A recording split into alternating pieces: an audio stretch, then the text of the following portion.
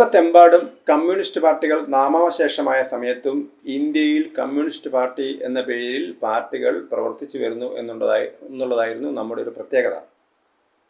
അത് 89-90കളിൽ കിഴക്കൻ യൂറോപ്യൻ രാജ്യങ്ങളിൽ വലിയ കലാപമാണ് അല്ലെങ്കിൽ വിപ്ലവമാണ് നടന്നത്. അവിടുത്തെ കമ്മ്യൂണിസ്റ്റ് പാർട്ടികളൊക്കെ തന്നെ ജനം തൂത്തെറിയാണ് ചെയ്തത്. ഹംഗറിയിലാണെങ്കിലും ചെക്കോസ്ലോവാക്യയിലാണെങ്കിലും യൂഗോസ്ലാവിയയിലാണെങ്കിലും അതുപോലെ തന്നെ കിഴക്കൻ ജർമ്മനിയിലാണെങ്കിലും എല്ലാ രാജ്യങ്ങളിലും വമ്പിച്ച കമ്മ്യൂണിസ്റ്റ് പാർട്ടിയുടെ സ്വേച്ഛാധിപത്യത്തിനെതിരായിട്ടുള്ള വലിയ ജനകീയ പോരാട്ടമാണ് നടന്നത്.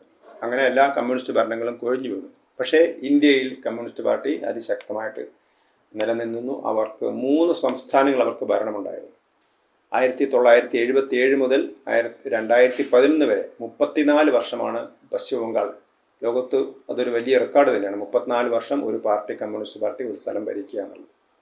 അതേപോലെ കേരളത്തിലാണെങ്കിൽ 1956 മുതൽ 57 മുതൽ കമ്മ്യൂണിസ്റ്റ് പാർട്ടികൾ കേരളത്തിൽ ഭരിക്കുകയാണ്. പക്ഷേ അത് ഒന്നിടവിട്ടുള്ള ഭരണമായിരുന്നു. കമ്മ്യൂണിസ്റ്റ് പാർട്ടി വരുന്നു, പിന്നീട് കോൺഗ്രസ് അധികാരത്തിലായിരുന്നു, അല്ലെങ്കിൽ കോൺഗ്രസിൻ്റെ മുന്നണി, വീണ്ടും കമ്മ്യൂണിസ്റ്റ് മുന്നണി വരുന്നു, കോൺഗ്രസിൻ്റെ മുന്നണി വരുന്നു.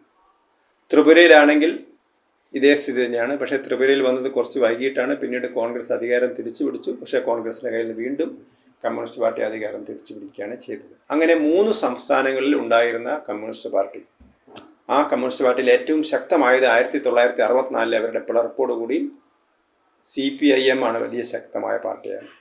അതേസമയത്ത് CPIക്കും മറ്റു പല സംസ്ഥാനങ്ങളും സ്വാധീനമുണ്ടായിരുന്നു.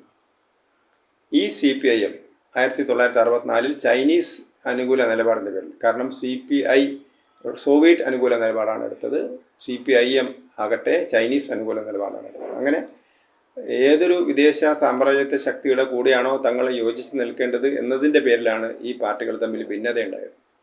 അതിൽ തന്നെ CPIമിനാണ് ഈ 3 സ്ഥലത്തും, കേരളത്തിലും ബംഗാളിലും അതേപോലെ തന്നെ ത്രിപുരയിലും നേതൃസ്ഥാനമുണ്ടായിരുന്നു. ബംഗാളിൽ ഇടതു മുന്നണിയായിരുന്നു, കേരളത്തിൽ ഇടതുപക്ഷ ജനാധിപത്യ മുന്നണിയായിരുന്നു എന്ന വ്യത്യാസം മാത്രം. പക്ഷേ ഇപ്പോൾ കേരളത്തിൽ നിന്ന് 2 തവണ തുടർച്ചയായിട്ട് അധികാരത്തിൽ വന്ന CPM അല്ലെങ്കിൽ CPIമിൻ്റെ നേതൃത്വത്തിലുള്ള ഇടതുപക്ഷ ജനാധിപത്യ മുന്നണി അധികാരത്തിൽ നിന്ന് തുടച്ചു നീക്കപ്പെട്ടിരിക്കുന്നു. ഇനി പാർട്ടി ഒരു രാജ്യത്ത്, ഒരു സംസ്ഥാനത്തും, ഇന്ത്യയിൽ ഒരു സംസ്ഥാനത്തും CPIമിന് അധികാരമില്ലാതായിരിക്കുന്നു.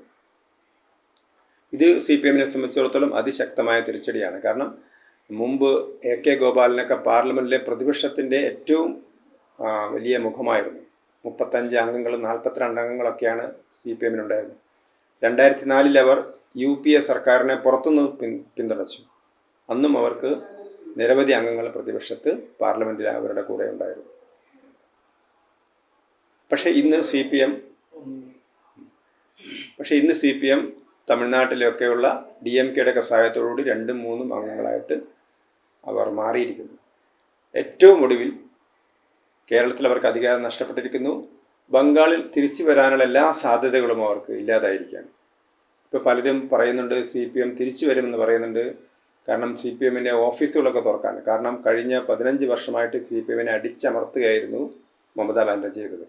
എങ്ങനെയാണോ CPM തങ്ങളുടെ എതിരാളികളെ ബംഗാളിൽ അടിച്ചമർത്തിയത്, അതേ രീതി മമത അധികാരത്തിൽ വന്ന സമയത്ത് CPIമിനോടും കാണിക്കുകയായിരുന്നു. പക്ഷേ BJP സർക്കാർ ആകട്ടെ CPIമിൻ്റെ പത്രത്തിന് പരസ്യം കൊടുക്കുന്നു, പാർട്ടി ഓഫീസുകൾ തുറക്കാനുള്ള അനുവാദം കൊടുക്കുന്നു.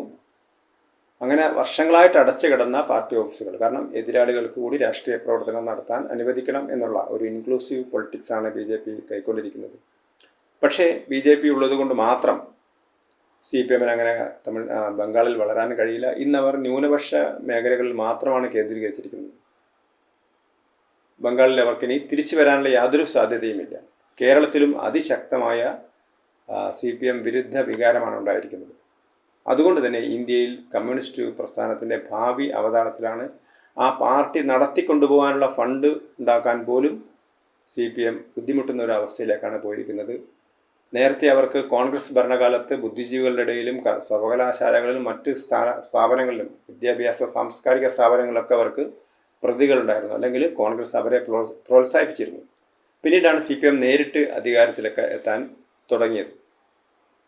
ഇന്ന് അവർക്ക് പൂർണ്ണമായിട്ടും അവർ അധികാരത്തിൽ നിന്ന് പുറത്തായിരിക്കുന്നു.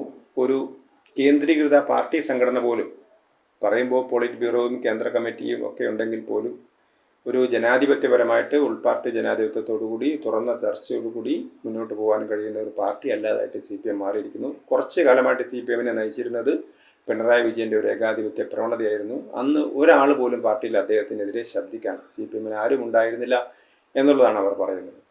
ഇന്ന് CPMനൊരു പുനരുജ്ജീവനം അസാധ്യമായ രീതിയിലേക്ക് ആ പാർട്ടി എത്തിയിരിക്കുന്നു എന്നുള്ളതാണ് ഒരു ദുഃഖകരമായ അവസ്ഥ.